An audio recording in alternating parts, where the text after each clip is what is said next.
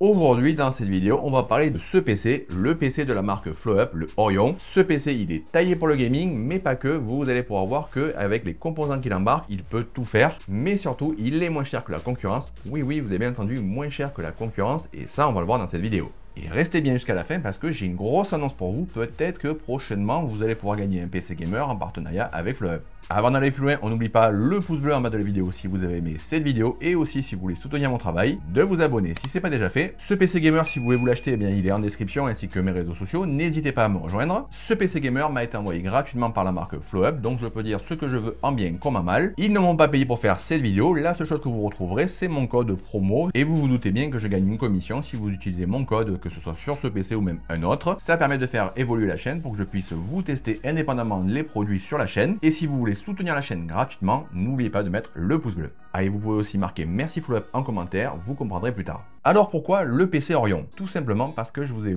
demandé dans mon espace communauté, sur mes réseaux sociaux, etc. quel PC vous vouliez que je teste sur la chaîne. Vous avez été nombreux à me dire le Central-C et l'Orion. C'est deux PC pratiquement pareils, mis à part le boîtier et le processeur. Et je n'ai pas voulu prendre le Central-C tout simplement parce qu'il y avait un i9 14900K. Et je voyais déjà le premier point négatif venir, c'est-à-dire que le CPU chauffe énormément. Parce qu'à l'heure actuelle, si vous ne mettez pas un water cooling custom sur ce processeur, ça sert à rien, c'est une chaudière. Et donc mon choix s'est porté sur l'Orion. Et ce PC, vous pouvez tout faire, que ce soit au niveau du gaming, du multitâche, de la 3D, du montage vidéo, bref, tout. Et si aujourd'hui vous avez à peu près 2900 € de budget et que vous n'avez pas envie de vous prendre la tête à monter votre PC, eh bien je peux que déjà vous conseiller ce PC parce que vous allez voir que les performances et le prix surtout, eh bien il n'est pas si déconnant, car je vais déjà un peu vous teaser le prix. Si je vous dis qu'on est moins cher qu'Amazon, que certains paniers allemands et même Memory PC, calme-toi, je te vois venir derrière ton clavier, t'excite pas, on en parle après. Mais ça on en parle juste après, je vais d'abord vous dire un peu les composants qui équipent ce PC. Je vous ai pas fait un unboxing parce que vous allez juste avoir ma première vidéo sur l'unboxing, c'est exactement pareil, sauf que ce PC est livré avec la carte graphique à part dans sa boîte à part dans le carton. Pourquoi? Parce que dans le height, il faut mettre la carte graphique à la verticale et non pas à l'horizontale. Vous pourrez pas la mettre à l'horizontale, c'est la particularité de ce boîtier. Donc il faudra mettre un minimum la main à la pâte, il faudra après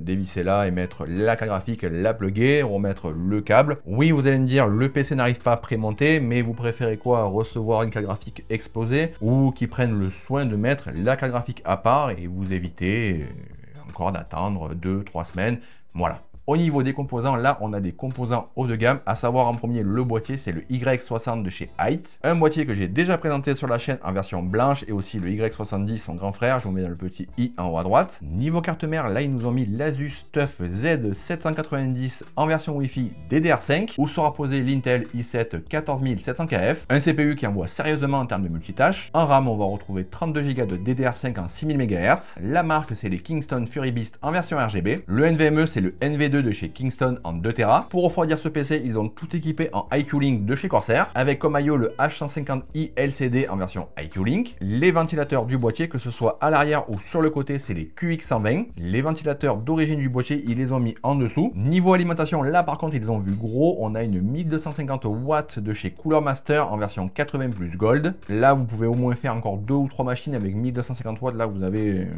de la marge. Et le meilleur pour la fin, ce PC est équipé d'une 4080 Super. Au niveau de la marque de la carte graphique, vous allez avoir soit du PNY ou soit de l'MSI. Le modèle que j'ai reçu moi, c'est PNY, mais que ce soit PNY ou MSI, ce sont de très bonnes marques de carte graphique. On enchaîne maintenant avec les performances de ce PC. J'ai testé ce PC avec quelques jeux en 4K. Je trouve que ça sert à rien que je vous teste ce PC en 1080 ou 1440p parce que vous vous doutez bien que vu la puissance qu'il embarque, Je pense pas qu'il ait de problème. Je vous ai fait ensuite des tests de chauffe, que ce soit au niveau du CPU et du GPU, pour voir bien si tout ce PC est bien ventilé. Donc on se retrouve pour les performances de ce PC. On passe maintenant aux performances de ce PC et en premier on attaque avec les performances en gaming. Comme je vous l'ai dit, j'ai testé ce PC gamer en 4K et je n'ai pas utilisé le ray tracing ou le DLSS, j'ai vraiment fait en rasterisation, c'est-à-dire que la puissance brute de la carte graphique. On attaque avec PUBG où j'ai eu une moyenne de 164 FPS. The Witcher 3, j'ai eu une moyenne de 209 FPS. Sur God of War, j'ai eu 105 FPS. Les deux derniers tests, c'est sur le benchmark de Cyberpunk et de Shadow of the Tomb Raider.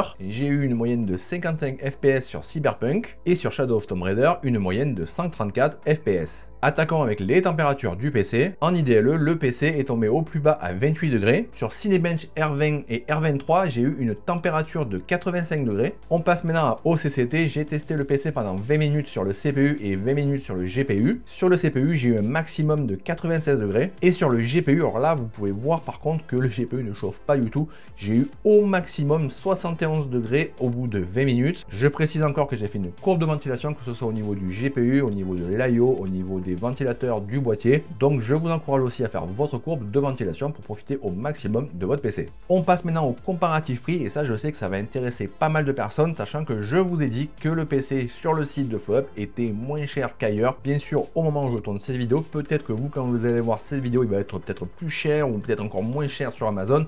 Voilà, ça dépend vraiment quand vous regardez cette vidéo. Sur Amazon, j'ai fait vraiment la même config sauf le boîtier. Le boîtier, malheureusement, je l'ai pas trouvé. Il est indisponible. Ça fait même des semaines qu'il est indisponible sur Amazon. Donc je l'ai pris sur Case King, c'est le moins cher que j'ai pu trouver. Au niveau de l'IO, vous avez pu remarquer que je l'ai pris en version blanc parce que au moment où je tourne aussi cette vidéo, en noir, il est disponible mais que avec des vendeurs que je conseillerais pas d'acheter. Il est en moyenne 80 € moins cher et il est avec des vendeurs qui ont quoi 10 ou 20 avis, mais globalement c'est le prix de l'IO. Et vous pouvez voir que si j'additionne le panier Amazon plus le boîtier sur Case King, on arrive à un prix de 2847 €, donc supérieur aux 2799 sur le site de FlowUp. Je vous ai fait aussi un panier sur Case King pour voir aussi la différence de tarif, sachant que Case King c'est comme Alternate, je ne sais pas si vous connaissez, mais ce sont des boutiques où vous pouvez trouver vraiment vos composants pas chers en Allemagne. Vous avez pu voir que sur le panier de Case King il n'y a pas la carte mère et le CPU parce que quand je tourne cette vidéo ils sont out of stock, mais je me suis référé au dernier prix affiché sur leur site et au total si on additionne le panier plus les deux composants on arrive à un prix de 2780 €. Et là je vous vois venir, vous allez me dire mais tu as dit que FlowUp était moins cher que les deux que tu nous as cités. Oui, parce que si vous additionnez aussi le prix de livraison, parce que là il n'y a pas le prix de livraison affiché, il s'affiche après et il me semble que c'est entre 30 et 50 €, je vais pas dire de bêtises, on va dire 30, et bien on est au-delà des 2800 €, on est à 2810 €. Donc au final on est plus cher que chez FlowUp, sachant que FlowUp il arrive monté. Et le dernier vendeur c'est Memory PC, le fameux que tout le monde me dit qui sont moins chers que chez FlowUp. Et bien là je vais vous montrer que non. Et j'ai pris comme référence un PC avec un Intel 14700KF, parce que quand j'ai mis le combo 4080 Super plus i7 14700KF, il y avait zéro résultat. Donc là j'ai pris comme base un Intel 14700KF et après je me suis amusé à modifier la config pour me rapprocher le plus possible du PC de chez FlowUp. Quand je me dis la chose qui va se rapprocher le plus du PC de chez FlowUp, c'est le boîtier et l'alimentation. Pourquoi? Parce qu'il n'y a pas le Y60 sur leur site, on peut choisir que le Y70 qui est un peu plus gros. Alors là vous allez me dire oui mais du coup ça rajoute du prix, je suis d'accord, mais quand même vous allez voir la différence de prix à la fin. La seconde différence ça va être au niveau de l'alimentation, je n'ai pas pu trouver une 1250 watts, c'est soit j'avais le choix entre une 1200 Platinum ou Titanium ou soit une 850 watts, donc je me suis dit allez je vais mettre une 850 watts parce que bon de base une 850 watts ça suffirait amplement et malgré ça ça n'a pas fait baisser le prix beaucoup. Et la dernière différence c'est que j'ai pris une 4080 Super Gainward parce que il n'y avait pas de PNY